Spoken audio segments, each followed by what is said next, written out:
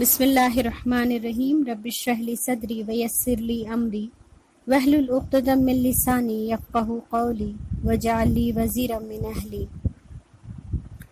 خفیہ دعوت اور راہ روان اسلام۔ مکہ ملک کے عرب کا دینی مرکز تھا۔ یہاں کے رہنے والے کعبہ کے پاسبان اور بتوں کے نگہبان تھے۔ خانہ کعبہ اور اس کا تقدس دراصل ان کے معاشرت سے جڑا تھا۔ ہم میں سے جو بھی ان کی مخالفت کو اچھی طرح سمجھنا چاہتا ہے اسے یہ سمجھنا چاہیے کہ خانہ کعبہ اور وہاں کی جانے والی عبادت ان کے اکنامک کا حصہ تھی۔ دراصل ان کا ذریعہ معاش اس سے جڑا تھا اور وہ فوراً اسلام کا اعلان مکے میں ایک ہیجان انگیز صورت پیدا کر سکتا تھا۔ اس لیے قدرت کی اس حکمت کا اندازہ تھوڑا سا ذہن لگانے سے بخوبی سمجھ آ جاتا ہے کہ اس خفیہ دعوت میں رب تعالیٰ کی کتنی حکمت پوشیدہ تھی۔ مکے میں اسلام کے آغاز سے اصلاح مقصود تھی، نہ کہ کوئی ہنگامہ خیز کاروائی۔ لہٰذا سید الانبیاء محمد مصطفیٰ صلی اللہ علیہ وسلم نے پوری حکمت عملی کے ساتھ سب سے پہلے ان کو اسلام پیش کیا جن سے آپ کے تعلقات اچھے تھے، جو آپ کی سچائی اور صلح پسندی سے اچھی طرح واقف تھے۔ لہٰذا ایسے لوگوں کی ایک جماعت نے اسلام قبول کر لیا جنہیں رسول اکرم صلی اللہ علیہ وسلم کی عظمت اور پاکیزہ نفس پر کوئی شک نہ تھا۔ یہ اسلامی تاریخ میں سابقون اولون کہلائے۔ اللہ ان سے راضی ہے اور وہ اپنے رب کے ہر فیصلے، ہر مشکل، ہر آزمائش سے راضی تھے۔ سبحان اللہ۔ میں یہاں ان صحابہ صحابیات کے نام لیتی ہوں۔ بہت سو کے نام آپ نے سن رکھے ہوں گے اور بہت سو کے نہیں سنے ہوں گے، لیکن اگر نہیں سنے تو یہ ہماری کمی، ہماری غلطی ہے اور ہمارے اپنے دین کے جانثاروں سے محبت کی کمی ہے۔ ان کا کچھ نہیں کم ہوگا، وہ تو دنیا اور آخرت میں اپنی جگہ بنا کر چلے گئے۔ ہمارے لیے یہ لمحہ فکر ہے کہ ہم دنیا کے کتنے ہی نامور لوگوں کے نام جانتے ہیں، ان کی قربانیاں جانتے ہیں اور ان کو عزت کی نظر سے دیکھتے ہیں، جبکہ انہوں نے رب کو کبھی نہیں مانا، لیکن ان کا ذکر دنیا تک ہم محدود سمجھتے ہیں، اور جن کا چرچا آسمانوں تک ہے ہم ان کے نام سے ناآشنا ہیں۔ بہرحال نام مندرجہ ذیل ہیں: حضرت بلال حبشی، ابو عبیدہ بن جراح، ابو سلمہ اور ان کی بیوی ام سلمہ، ارقم بن ابو ارقم، عثمان بن مظعون، خدامہ، عبداللہ، یہ تینوں بھائی تھے۔ حارث بن مطلب، سعید بن زید اور ان کی بیوی جو کہ حضرت عمر کی بہن تھیں، فاطمہ بنت خطاب، جناب بن ارت، جعفر بن ابو طالب اور ان کی بیوی اسما، خالد بن سعید اور ان کی بیوی امینہ، ان کے بھائی عمر بن سعید، حاطب بن حارث اور ان کی اہلیہ فاطمہ، ان کے بھائی خطاب بن حارث، ان کی بیوی فکیہہ، معمر بن حارث، مطلب بن ازہر، ان کی بیوی رملہ، نعیم بن عبداللہ۔ یہ سب قریش کے مختلف شاخوں سے تعلق رکھتے تھے۔ اس ابتدائی دور میں قریش کے علاوہ جو لوگ داخل اسلام ہوئے ان کے نام عبداللہ بن مسعود، مسعود بن ربیعہ، عبداللہ بن حجش، ابو احمد بن حجش، صہیب بن سنان رومی، عمار بن یاسر، ان کے والد یاسر اور ان کی والدہ سمیہ، عامر بن فہیرہ رضی اللہ عنہم اجمعین۔ اوپر ذکر کی گئی خواتین کے علاوہ ام ایمن جن کا نام برکت تھا، جنہوں نے آپ صلی اللہ علیہ وسلم کو گودو کھلایا تھا، حضرت عباس کی بیوی ام الفضل، حالانکہ حضرت عباس ابھی ایمان نہ لائے تھے، ابو بکر صدیق کی بیٹی اسما بنت ابو بکر، ان کے نام قابل ذکر ہیں۔ ابن اسحاق کا بیان ہے کہ اس کے بعد مرد اور عورتوں میں اسلام کا ذکر پھیل گیا اور مکے میں اس کا چرچا شروع ہو گیا۔ یہ سب چونکہ چھپ کر مسلمان ہوئے تھے، اسی لیے رسول اللہ صلی اللہ علیہ وسلم بھی انہیں کتاب و حکمت کی تعلیم چھپ کر ایک خاص جگہ پر جمع ہو کر دیا کرتے تھے۔ اس کے بعد جو سب سے پہلی مکمل سورت نازل ہوئی وہ سورہ الفاتحہ تھی، جس میں اللہ تعالیٰ نے اہل ایمان کو خود سے گفتگو کرنے کا طریقہ اور ذریعہ سکھایا، حمد و ثنا اور دعا کا انداز بتایا، اپنی ہستی کی جامع اور مکمل تصویر پیش کی، اسے بتایا کہ ابن آدم اب امت محمدیہ ہے اور اسے اپنے رب سے کیا کیا اور کس طرح مانگنا چاہیے، اور یہ کہ دنیا میں اچھے یا برے کام کا ایک دن اسے نتیجہ اور بدلہ ملنا ہے، اور کن راستوں پر چل کر اسے اللہ کے حضور کامیابی حاصل ہوگی۔ غرض دین اسلام کا جو مقصد تھا وہ اس مشن کے آخری نبی کو جن باتوں کا پیغام دینا تھا اسے اہل ایمان کے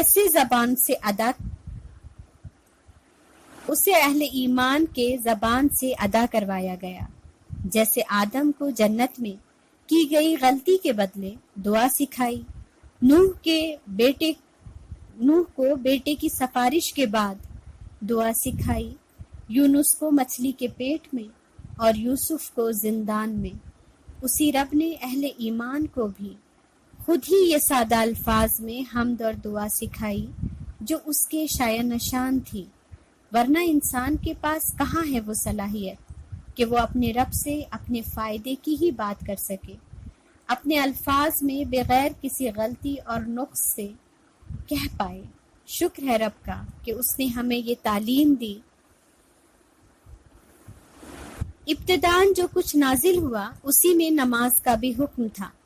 حارث بن اسامہ نے ابن لہیہ کے طریق سے موصولاً حضرت زید بن حارثہ سے یہ حدیث روایت کی ہے کہ رسول اللہ صلی اللہ علیہ وسلم پر ابتداً جب وحی آئی تو آپ کے پاس حضرت جبرائیل تشریف لائے اور آپ صلی اللہ علیہ وسلم کو وضو کا طریقہ سکھایا۔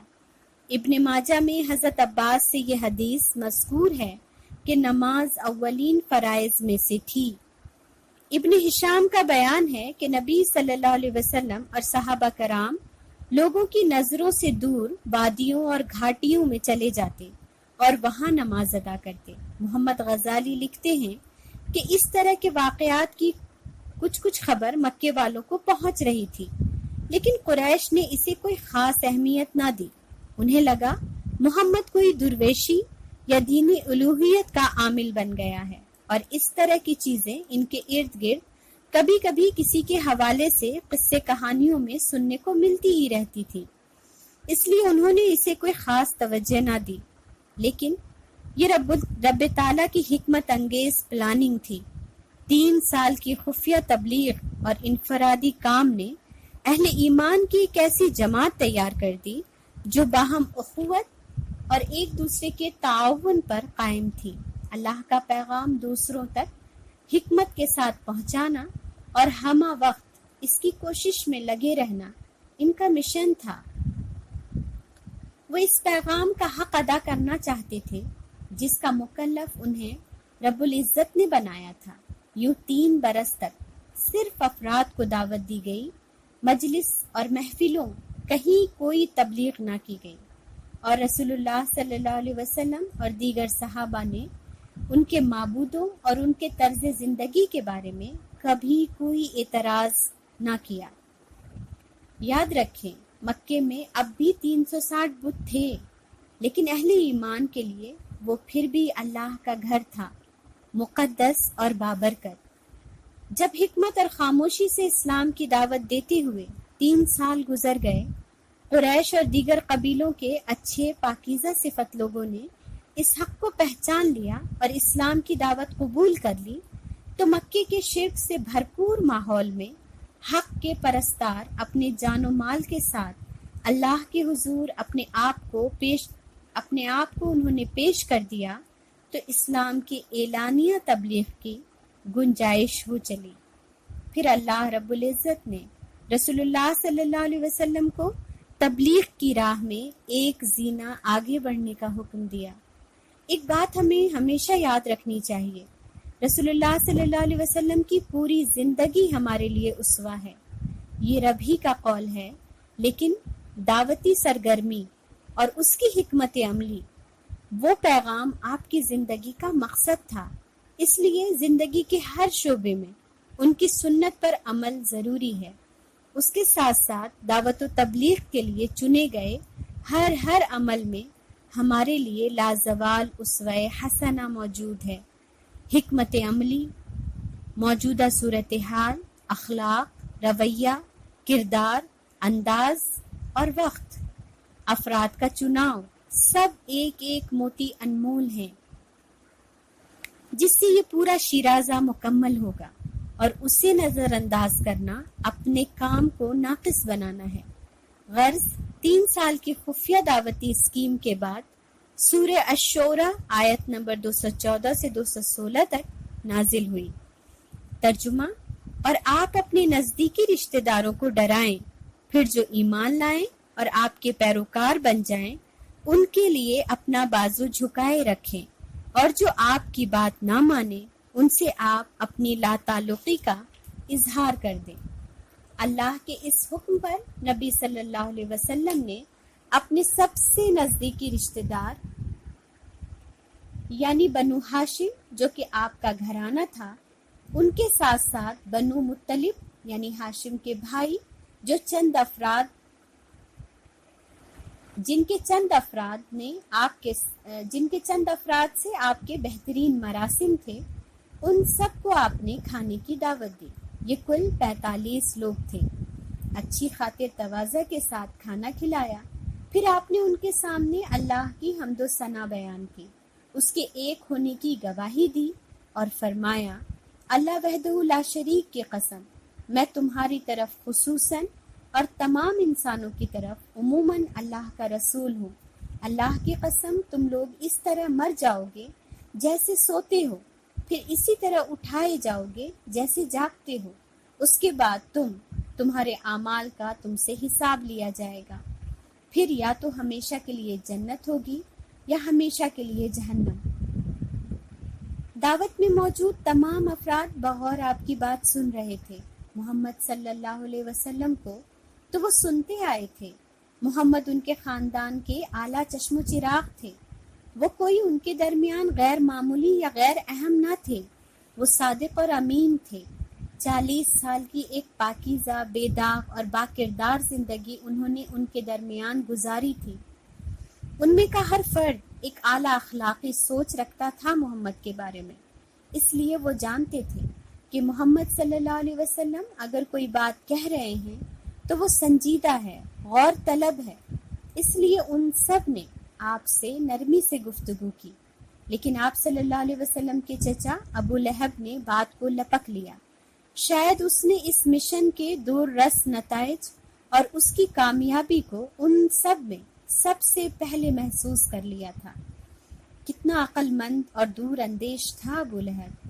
لیکن امت مسلمہ جانتی ہے کہ اس کی عقل مندی اور معاملہ فہمی اس کو ہدایت تک نہ لا سکی، اس کے کسی فائدے کا سامان نہ کر سکی، اور وہ اس کامیابی سے محروم رہا جو اصل کامیابی ہے. اس لیے ہمیشہ یاد رکھیں، عقل مندی اور معاملہ فہمی راہ راست پر ہونے کی دلیل نہیں ہے اور نہ ہی ذریعہ. اگر ہوتی تو ابو لہب کو مل جاتی. خیر، اس نے اپنی قوم کے لوگوں سے کہا، اس کا ہاتھ اس سے پہلے پکڑ لو کہ عرب اس کے خلاف اکٹھے ہوں، ورنہ اس وقت اگر اس کو ان کے حوالے کرو گے تو ذلت اٹھاؤ گے، اور اگر اسے بچانا چاہو گے تو مارے جاؤ گے. ابو لہب کے اس اعتراض کے بعد آپ صلی اللہ علیہ وسلم نے خاموشی اختیار کر لی، کیونکہ اب سب کے ذہن منتشر ہو چکے تھے. خاندان کے 2 افراد الگ الگ نظریہ پیش کر رہے تھے. ایسے میں خاندان کا کسی ایک نظریے پر جمع ہونا مشکل تھا. لہٰذا آپ صلی اللہ علیہ وسلم نے خاموشی ہی میں بہتری سمجھی اور ہمارے لیے ایک طریقہ دے دیا کہ بعض جگہ حق پر ہوتے ہوئے بھی مصلحت کے پیش نظر بڑے فوائد کے حصول کے لیے خاموشی اختیار کر لیں. یہ بزدلی یا نااہلی نہیں ہے. اس واقعے کے بعد آپ صلی اللہ علیہ وسلم نے دوبارہ سب کو جمع کیا. اس کا ذکر انشاءاللہ ہم اگلی آڈیو میں کریں گے. آج کے لیے بس اتنا ہی. سبحانک اللہم و بحمدک نشہد ان لا الہ الا انت نستغفرک و نتوب الیک. سبحان ربک رب العزت عما یصفون وسلام علی المرسلین والحمد للہ رب العالمین. جزاکم اللہ خیر.